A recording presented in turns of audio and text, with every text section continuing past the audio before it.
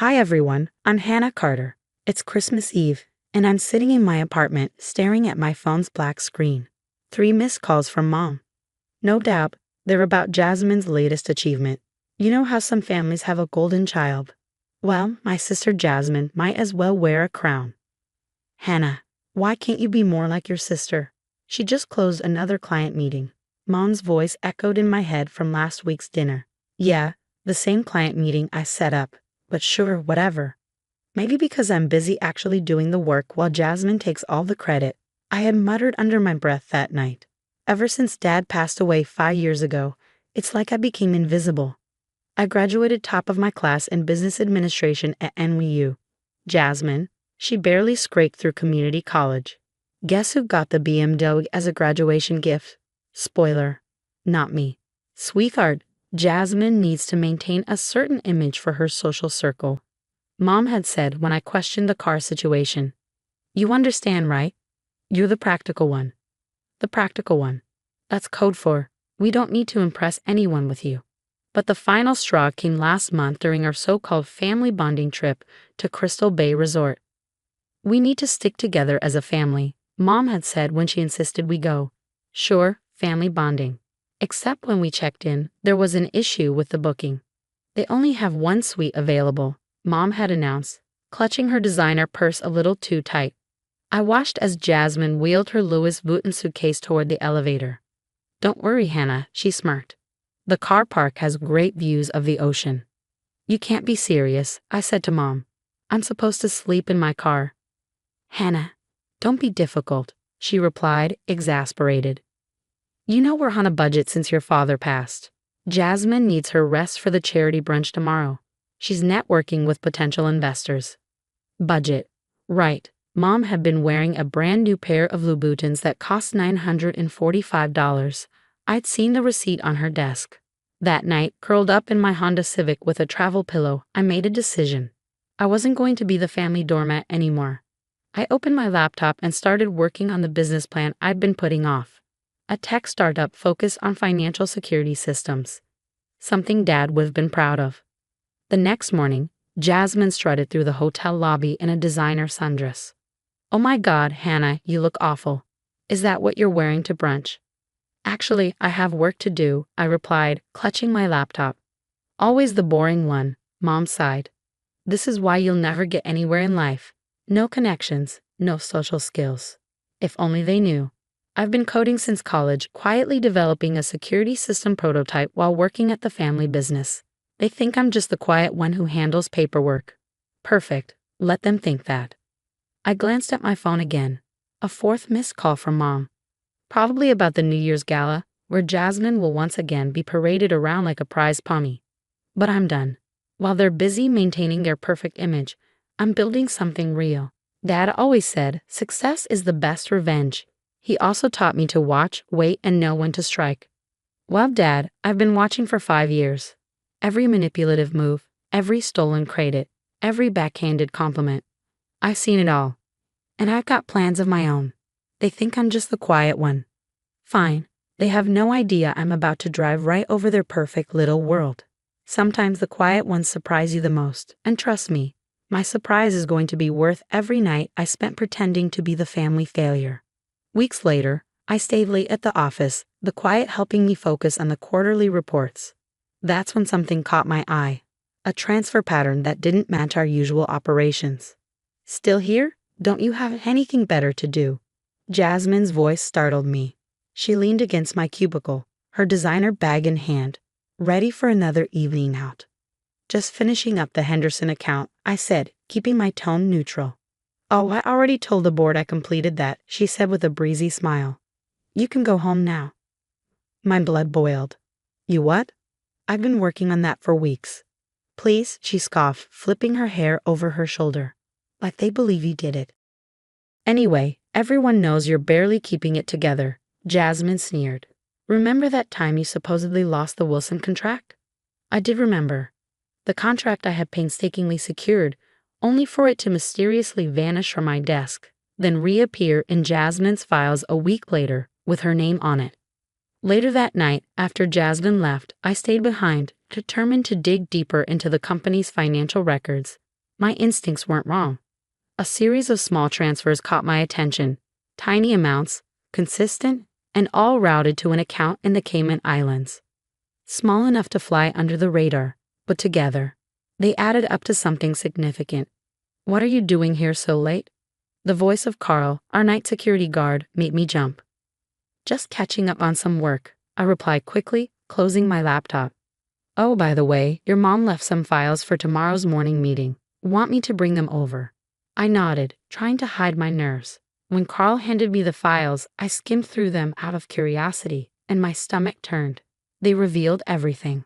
Mom's signature authorizing consulting fees to shell companies. Jasmine's expense reports claiming business trips that never happened.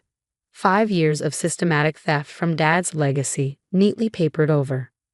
The next morning, Jasmine sashayed into the office, latte in hand, late as usual. "Emergency board meeting in an hour," she said, her tone dripping with condescension. "Try not to embarrass yourself this time." I nodded absently, but my mind was racing. During the meeting, I watched them perform their usual routine. "The Hong Kong expansion is proceeding exactly as planned," Jasmine announced, practically glowing as she delivered my research verbatim. "Excellent work, Jasmine," Mom beamed. "Hannah, please try to stay awake during these important discussions." I kept my head down, pretending to doodle, but secretly recording every word on my phone. Then Mom dropped the bombshell. "The board has expressed concerns about certain irregularities in the expense accounts," she said, her voice calm but calculated. My head snapped up. "It seems someone has been making unauthorized purchases. Hannah, care to explain these charges?" She slid a paper across the table. I scanned it, my heart sinking. The charges were fabricated but meticulously crafted to look like my doing. "These aren't mine," I protested, my voice wavering. "The evidence suggests otherwise," Mom replied smoothly, her expression unreadable. "Really, sis? A shopping spree on the company dime," Jasmine said with a smirk. "Dad would be so disappointed." That night, I didn't go home. Instead, I stayed in the office, creating a secure folder on my private server. Every falsified document, every suspicious transfer, every fake expense report, they were all carefully cataloged and time-stamped. 5 years of their schemes, laid bare in ones and zeros.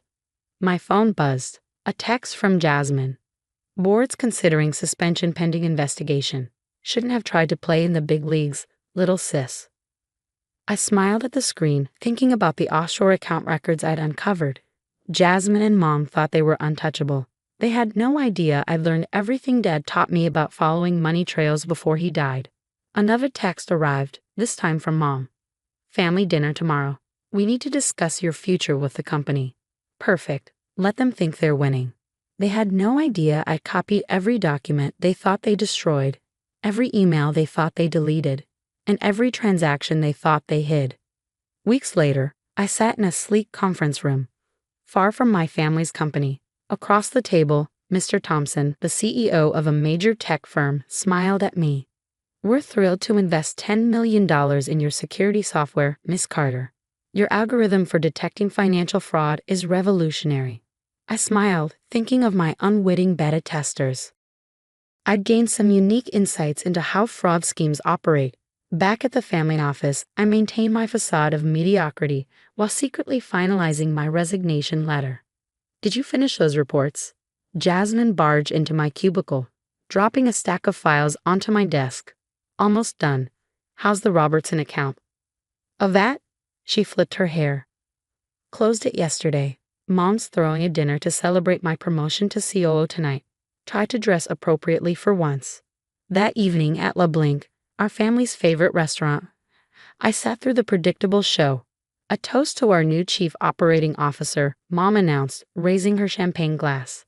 "Jasmine, darling, your father would have been so proud." "Thanks, Mommy." Jasmine's voice dripped with smugness. "I just wish certain people could understand what real success looks like." Her eyes slid to me. "The Robertson account was quite impressive," I said quietly, taking a sip of water. "See, even Hannah can recognize excellence when she sees it," Jasmine said, basking in the praise. "Especially the part where you used my proposal word for word. Even kept the typo I deliberately left on page 4. The silence lasted exactly 3 seconds. Don't be ridiculous, Mom snapped. Jasmine worked hours on that presentation. Really? When? Between her spa appointment Tuesday and her 3-hour lunch Wednesday. You're just jealous, Jasmine hissed. You always have been.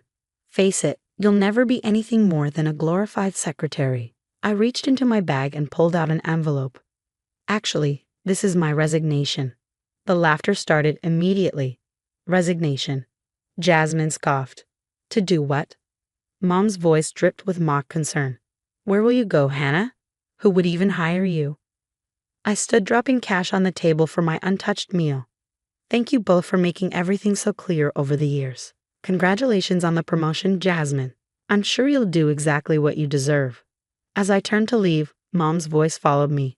Running away again. Typical Hannah. Always a disappointment. In my car, I checked my phone. Another email from my investors. Contract ready for signing. Office space secured. At home, I added tonight's dinner conversation to my evidence file. Let them laugh.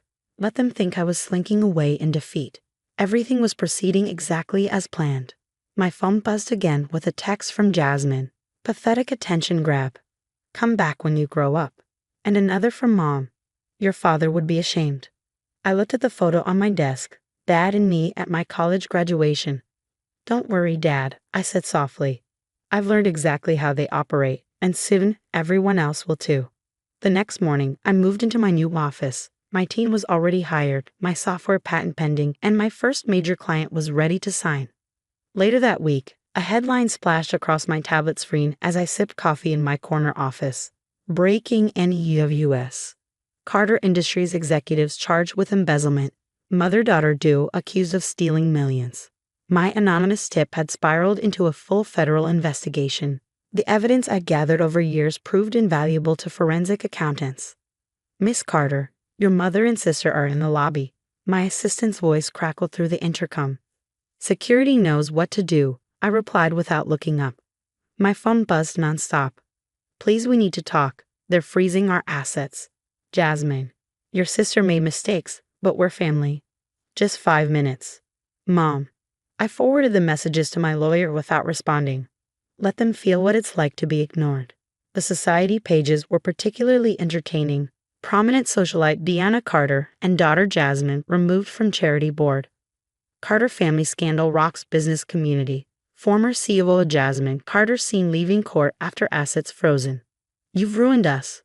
Jasmine's voice cracked over the phone when she managed to get through on an unknown number. We're nothing now. Are you happy? Actually, I am. Karma's funny that way. We're your family, she pleaded. Family doesn't make their daughter sleep in a car, I said. Family doesn't steal credit for her work. Family doesn't frame someone for their own crimes. We've changed, she whispered. We need you. No, you need my money. There's a difference. I hung up and blocked the number. Through my office window, I watched the sunset paint the city's skyline gold.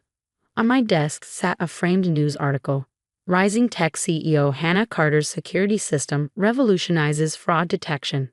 My phone buzzed one last time, a text from Carl, the old night security guard. Saw the news. Your dad would be proud. I smiled. What would you do if your own family had systematically destroyed your life while stealing millions? Would you expose them immediately, or would you do what I did? Gather evidence while building your success in secret?